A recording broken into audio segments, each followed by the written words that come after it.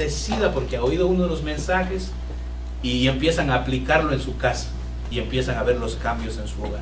So, amados, tenemos mucho de que darle gracias a Dios, y también usted mismo dése un aplauso porque estamos trabajando bien para el Señor. Bueno, en este día vamos a continuar. Usted sabe que a partir de las fiestas de los tabernáculos empezamos a estudiar profundamente, ¿verdad? Dios me mostró algo que me va a coger tiempo desarrollarlo completamente, pero el Señor me mostró que todo está en los tabernáculos y en el Padre Nuestro. Todo. Tabernáculo y el Padre Nuestro. Entonces apenas estamos trabajando los tabernáculos. Padre Nuestro, no sea que en algún momento del año que viene lo empezaremos a trabajar.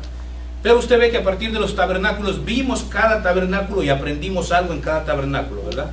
Entonces la semana pasada nos metimos un poquito más en lo que es la alabanza y la adoración para que entendamos por qué adoramos, por qué alabamos, ¿verdad? Por qué brincamos, por qué damos vueltas, por qué hacemos todo lo que hacemos. Tiene un sentido y está en la Escritura. Entonces la semana pasada nos concentramos en eso, ¿verdad? Y yo les decía que a partir de ahora vamos a empezar a estudiar el sacerdocio. El sacerdocio según el modelo del Antiguo Testamento y también el modelo en el cual usted y yo vivimos, que es el nuevo tabernáculo, ¿verdad? Vamos a hacer una pequeña oración. No hay oración pequeña, me corrijo yo mismo. Vamos a hacer una oración en el nombre de Jesús. Amén. Señor, te pido que me concedas la habilidad de expresarme en un lenguaje que tu pueblo entienda, capte lo que tú me has mostrado. Dios mío, te ruego que la gloria te la lleves tú y que tú, Señor, sigas obrando a través de esta palabra. En el nombre poderoso de Jesús. Amén. Amén y amén. Vamos a hablar del sacerdocio eterno. El sacerdocio eterno en el hebreo se pronuncia el Kohen Hadol.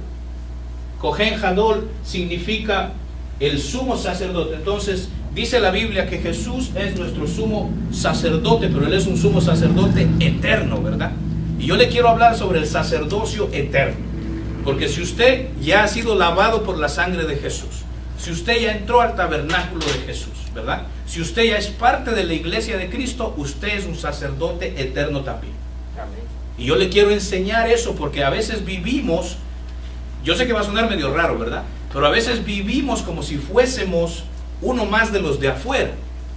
Y no quiero sonar arrogante, perdóneme, no se trata de eso. Pero la Biblia me enseña que usted y yo ya no somos de esta tierra. Amén. ¿Verdad? Gloria a Dios. Porque Jesucristo, cuando le dijeron tú eres rey, Él dijo sí, pero mi reino no es de esta tierra. Entonces usted y yo hemos entrado a ser parte del reino de Cristo. Amén. Entonces ya nuestro reino no es en esta tierra. Aunque caminamos y tocamos esta tierra, usted y yo tenemos que andar con otra mentalidad, una mentalidad del reino.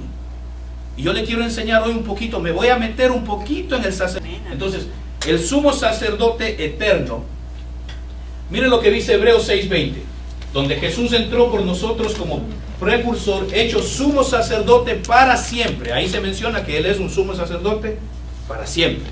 De ahí viene el sacerdocio eterno, ¿verdad? Dice la palabra de Dios en Génesis 14, 18, 19. Mire lo que dice el versículo, el primero que le puse. Que Él es un sumo sacerdote, pero según el orden de ¿quién?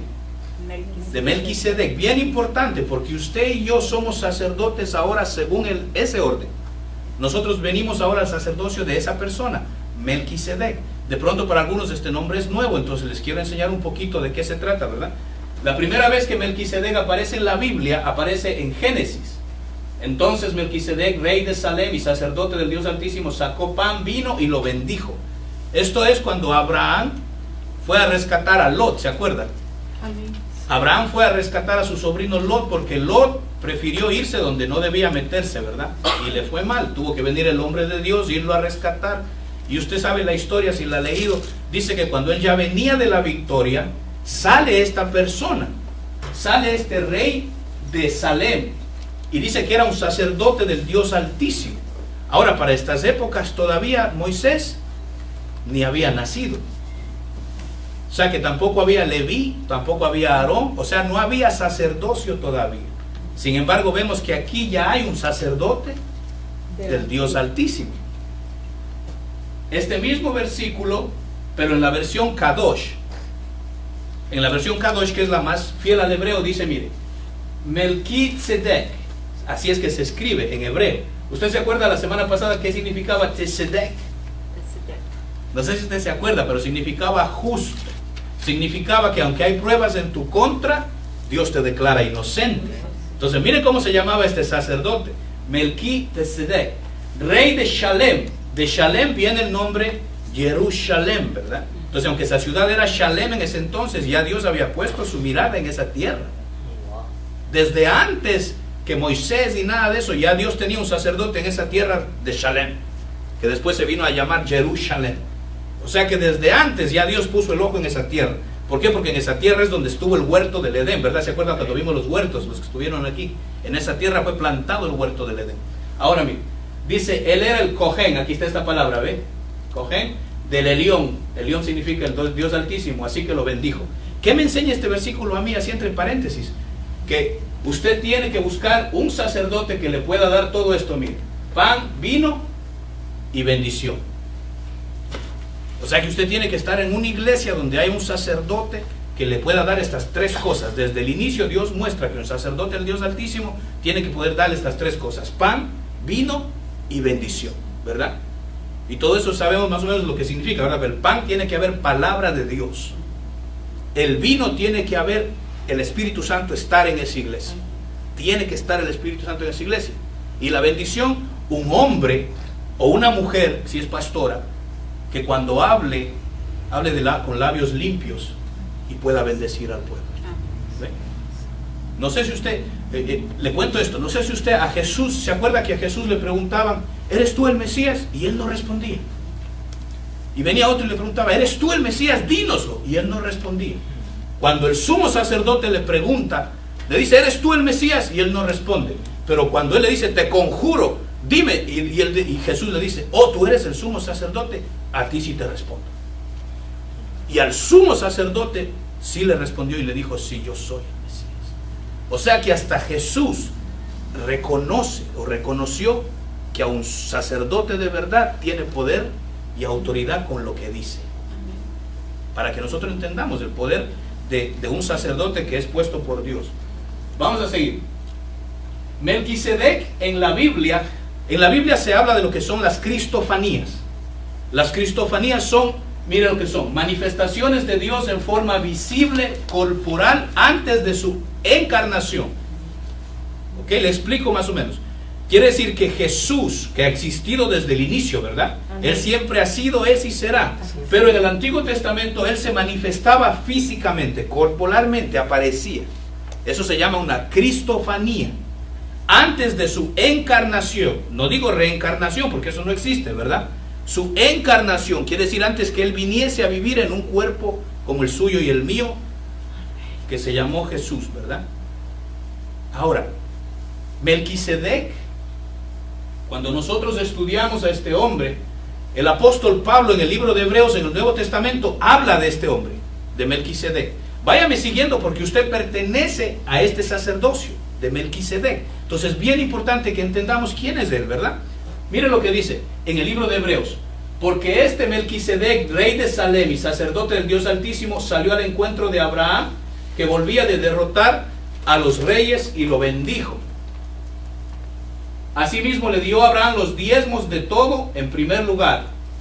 El nombre Melquisedec significa rey de justicia, y también rey de Salem, que significa rey de paz.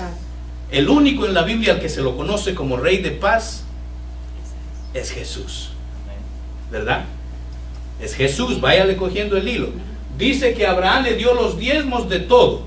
O sea que los diezmos vienen mucho antes. Moisés ni había nacido todavía.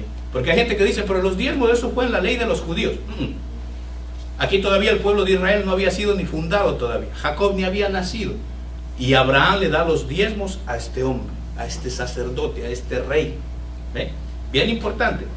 Ahora, sigue el versículo 3. Dice que en la versión Kadosh dice que de Melquisedec no hay registro de su padre, ni de su madre, ni antepasados, o nacimiento, o su muerte. Más bien, como hijo de Jehová, continúa como Cohen a perpetuidad. La versión Kadosh. Y en las otras versiones lo que dice es que de Melquisedec no tiene ni padre ni madre, ni hay récord ni de su nacimiento ni de su muerte. Entonces, ¿quién será este Melquisedec? Jesús, ¿verdad? Esta es una cristofanía donde Jesús ya funcionaba como sumo sacerdote en la tierra de Shalem. Él declaró ya esa tierra desde el inicio, ha sido tierra de Dios. Por eso es cuando usted ve los problemas que hay allá en Israel. ¿Por qué Israel, ese pueblito, es tan bendecido? ¿Por qué pelean tanto por ese pedacito de tierra? ¿Qué es tan importante que el enemigo de nuestras almas quiere apoderarse de ese pedacito de tierra? Porque ese pedacito Dios lo escogió. Entonces, mire, sí le va quedando, ¿verdad? Melquisedec era Jesús que se aparece en el Antiguo Testamento. Hay muchas ocasiones donde Jesús aparece físicamente en el Antiguo Testamento, pero esta es una de ellas, el sacerdote Melquisedec. Ahora en la Biblia vemos que hay dos sacerdocios. Acuérdese, le estoy poniendo base para los estudios que van a hacer del sacerdocio. En la Biblia hay dos sacerdocios. Está el sacerdocio de acuerdo a Leví y el sacerdocio que vimos ahora, que es de acuerdo a Melquisedec. O sea, son dos linajes de sacerdotes, ¿verdad? Leví, ¿usted se acuerda quién era Leví? A ver, sus muchachos estudiosos de la palabra. La tribu de Leví, uno de los hijos de Jacob, ¿verdad? Con Jacob empieza el pueblo judío. Se le cambia el nombre a Jacob y se le pone Israel. Israel tiene 12 hijos que son las 12 tribus de Israel. Una de esas tribus era Leví, ¿verdad? Entonces, de la tribu de Leví, Dios, a él le plació, escogió a Leví y le dijo a Moisés: de Leví va a salir el sacerdocio, los que van a servir en el templo, en el tabernáculo, los que se van a encargar de lo sagrado, los que van a ministrar en el altar, de la tribu de Leví, porque a Dios le plació, ¿verdad? Entonces, veamos un poquito quién era Leví. Hay gente que dice: no, porque esos sacerdocios, eso era para el Antiguo Testamento, ya hoy en día ya no hay sacerdotes. Pero mire, Leví, la diferencia es que el sacerdocio de Leví era un sacerdocio terrenal y Leví fue nacido de hombre, ¿verdad? Mientras que el sacerdocio de Melquisedec es un sacerdocio celestial, nacido de Dios. O sea que el uno nació de hombre, el sacerdocio de Melquisedec viene de Dios. Ahora yo le pregunto, ¿de qué sacerdocio forma usted parte? De Jesús. De Melquisedec. De Melquisedec, ¿verdad? Nosotros somos parte del sacerdocio de Melquisedec. Ahora mire, un poquito de Leví. La mamá de Leví fue Lea, ¿verdad? Lea fue la mujer, usted se acuerda que Labán, el suegro de Jacob, lo engañó, ¿verdad? Él tenía que casarse con una hija y cuando él va a casarse le aparece la sorpresa que era otra, ¿verdad? Imagínese usted el día de su boda bien contento y ¡bum!, le sale la cuñada. Porque eso fue. Él se iba a casar con una y ¡bum!, le sale la hermana de ella. Dice: dijo él, ¿qué pasó? Y sabemos la historia que Labán lo engañó, ¿verdad? Y le dijo: bueno, ya te tocó con ella, si quieres a la otra, trabájame 6 años más. Y usted sabe la historia, ¿verdad? Entonces, 7 años. ¡Ah! ¡Qué bueno! ¡Ah! ¡Qué bueno! Eso, muchacho estudioso de la palabra. Gracias, Señor. Entonces, mire, Lea fue la del engaño. Fue como quien dice la no deseada, ¿verdad? Como quien dice, él tuvo que casarse con Lea a la fuerza. Pero se casó y de Lea le nacieron hijos que de ahí viene la tribu de Leví. Entonces, Leví trajo dolor a Jacob debido a tomar la justicia por sus propias manos. Cuando violaron a una de sus hermanas, Leví era de un carácter fuerte y decidió él con su hermano tomar justicia por sus propias manos. Y hay una parte donde el papá Jacob le dice: tú me has causado maldición, por causa tuya me van a odiar las tribus y todo eso. Entonces Leví era un hombre, mire, de un carácter un poquito, se puede decir hoy en día, arrebatado. No pensaba, actuaba enseguida, un poco violento, el carácter de Leví. Jehová toma al pueblo de Leví en lugar de los primogénitos. Eso está en Números 3, del 11 al 13, que Jehová le dice a Moisés: cada primer nacido del pueblo de Israel es mío, ¿verdad? El primer nacido. Pero como Jehová dijo, para que no todo el mundo sirva en el altar, solo los de Leví. Los de Leví los escojo para mí. Entonces Jehová, a pesar de que Leví era hijo de la no deseada, a pesar que era un hombre violento y todo eso, a él le plació escoger a Leví para que de ahí salga el sacerdocio. Y de Leví viene también Moisés. Moisés también tenía un carácter así medio arrebatado, que cogía la justicia por sus manos. Sí, ¿verdad? Que la Biblia nos enseña que él incluso asesinó a un egipcio. Entonces mire cómo viene trayéndose ese tipo de espíritus, Leví era así como arrebatado, y Moisés viene de la tribu de Leví, también salió así medio arrebatado. De ahí viene Aarón.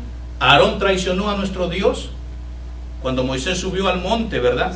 Aarón lo convencieron bien fácil para que él haga una estatua de oro. Y empezaron Aarón dijo, no, pero es que me obligaron, ¿verdad? Y también viene la hermana de Moisés, Miriam. Y Miriam, la Biblia enseña que fue fácil, la convencieron y le dio envidia, y usted sabe la historia. Empezó a decirle a Moisés, ay, pero ¿y qué tú eres muy especial? Solo a ti te habla Dios. ¿Y qué te crees? Se lo pongo en el idioma de hoy, ¿verdad? Y de ahí dice la Biblia que le vino lepra por haberse rebelado contra el que Dios escogió como su hombre. Entonces, todos ellos vienen de Leví. Miriam, Aarón y Moisés son hermanos, ¿verdad? Vienen de esa tribu de Leví. Ahora mire, lo bonito de esto es que con todos esos defectos, Jehová dijo, de esta descendencia yo quiero sacerdocio. Y no sé a usted, pero a mí me pasa que con todos mis defectos, como quiera Él me escogió, y lo escogió a usted y a mí con todos nuestros defectos, ¿verdad? Con todo nuestro mal genio, y le fallamos y pecamos y hacemos lo malo cuando no deberíamos. Sin embargo, Él dice, de ti quiero sacerdocio. A ti te escogí para que seas sacerdote en mi casa. ¿Ves? Qué lindo, eso es una cosa hermosa de parte de Dios.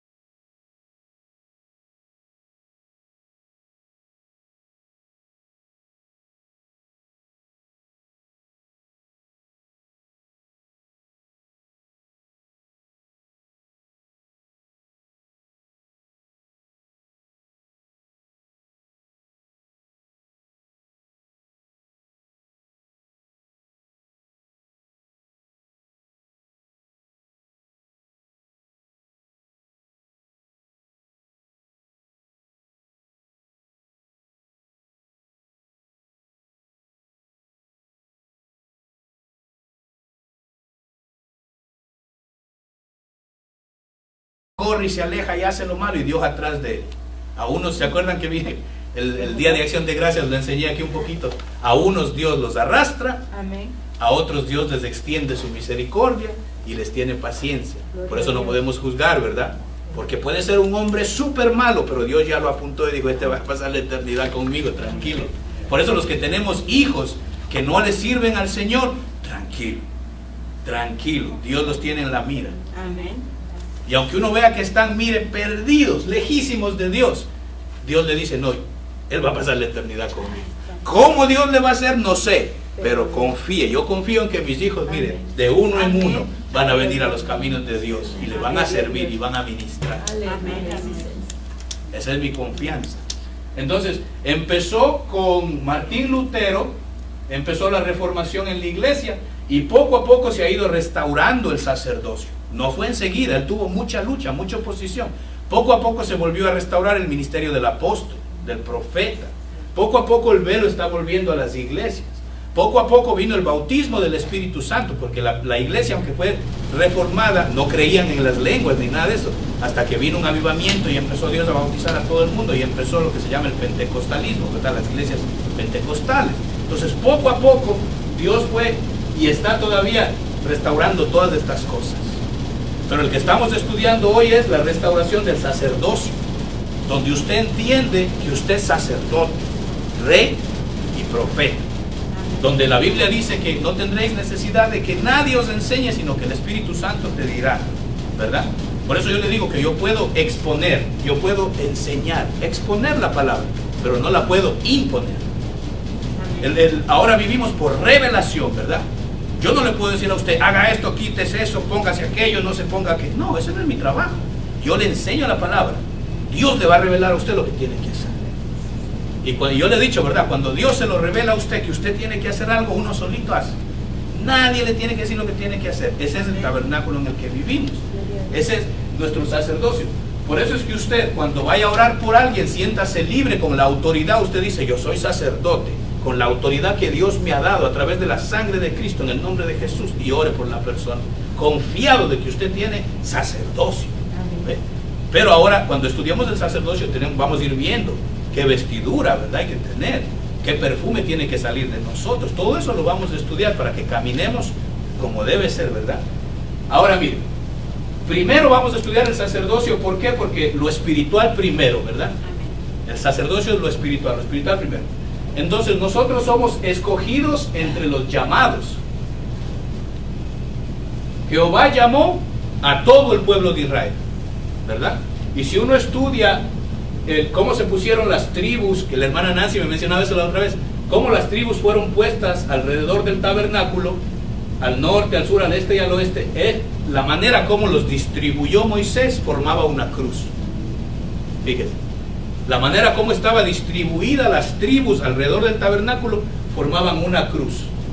Los levitas, que eran el pueblo escogido para el sacerdocio, estaban entre el tabernáculo y las tribus. Entonces aquí había levitas, aquí, aquí y aquí. ¿Ve? Moisés y Aarón se convirtió en el sacerdocio levita. Primera de Corintios nos enseña que todo esto fue escrito como enseñanzas para nosotros, o sea que todo esto tiene un significado que hay que estudiar, y eso lo vamos a estar estudiando. Pero ahorita lo que le quiero apuntar es que aunque Dios llamó a todas las tribus, solamente escogió a la tribu de Leví para el sacerdocio. ¿Por qué le digo esto? Porque la Biblia dice de nosotros también, ¿verdad?, que muchos son los llamados, pero pocos los escogidos.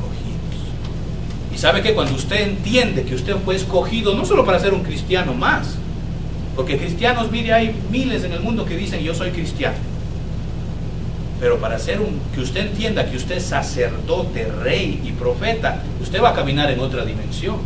Usted va a caminar, va a pensar de otra forma. Cuando usted vaya a hacer algo, usted va a decir, espérate, yo soy sacerdote de Dios. Cuando usted va a hablar algo, usted va a decir, espérate, yo soy sacerdote. El sacerdote tiene que la boca, ¿verdad? Uno va a empezar a pensar lo que dice y se va a arrepentir enseguida cuando vaya. Si usted dice, yo soy rey, usted va a empezar a pensar, Dios, espérate, yo soy rey, no soy mendigo. Soy rey, no soy esclavo. Entonces todo eso yo le quiero enseñar. Vamos a ir teniendo una transformación de nuestra mente. Vamos a ir cambiando, como dijo Pablo, transformar vuestro entendimiento. Porque cuando uno empieza a pensar como rey, los frutos de un rey va a tener. Amén. Cuando usted empiece a pensar como sacerdote, la bendición sacerdotal va a estar en su casa. Amén. Cuando usted empiece a pensar como profeta, mire, revelación es lo que le va a bajar. Cuando uno no sabe qué hacer, qué hago, qué digo, me piden consejo y no tengo la menor idea cómo aconsejar. Pero cuando usted empiece a caminar como la mente de un profeta, mire, le piden consejo y le va a bajar una palabra que usted dice así, así, y después uno dice, wow, yo dije eso, tremendo. Pero eso se consigue transformando la mente. Tenemos que hacerlo, ¿verdad? ¿Están Amén. dispuestos a hacerlo? Amén. ¿Ven? Ya voy terminando, no se me canse. Sí. David era un tipo de Jesús, ¿verdad? ¿Por qué? Porque David, ¿se acuerda cuando estudiamos el tabernáculo de David? David fue rey, sacerdote y profeta. Él fue rey porque llegó a ser rey de Israel conforme al corazón de Dios, ¿verdad? Él fue sacerdote porque en el tabernáculo de David, aunque David no era de la tribu de Leví, ¿se acuerdan? Él ministraba delante del arca y Dios no lo mató. Porque David era de la tribu de David, No, de Judá. Judá. ¿Y qué significa Judá? León de la tribu de Judá. sacerdote. ¿Pero qué significa Judá? Sacerdote. Alabanza. O alabanza. Oh. Ah, estos muchachos se olvidan. Judá significa alabanza. David viene de la tribu de Judá y Jesús viene de qué tribu? Judá. De Judá, ¿verdad? Entonces, en David vimos que el nuevo sacerdocio, conforme a Melquisedec, ya no es de Leví, ahora es de Judá. Y yo le enseñé que usted y yo somos de descendencia de esa tribu espiritualmente, de Judá. Entonces, mire, él fue sacerdote y fue profeta porque en el libro de los Salmos están todas las profecías que hablan de la venida del Mesías. Él fue las tres cosas. Ese es el modelo que tenemos que seguir: rey, profeta y sacerdote. Vivimos en el cuarto tabernáculo, que es la iglesia, el tabernáculo restaurado de David. Ahora mire, sacerdote, profeta y rey habla de su espíritu, su alma y su cuerpo. Entonces vamos a ministrar y vamos a enseñar en esas tres áreas para que empecemos a tener control de cada área de nuestra vida, para que tengamos control en el alma, en el espíritu y en el cuerpo, para que podamos ser rey, profeta y sacerdote. Ahora mire, ¿por qué es importante que hagamos todo esto, pastor? Mire esto, en Oseas 4:6, este versículo usted lo ha oído mucho, pero solo le dicen la primera parte. Casi siempre se habla de esto, pero le dicen la primera parte. Mire lo que dice: mi pueblo es destruido por falta de conocimiento. Entonces eso es lo que vamos a hacer, a estudiar, a meternos, a profundizar, para que siempre tengamos el conocimiento. Pero dice, mire, por cuanto tú has rechazado el conocimiento, yo también te rechazaré para que no seas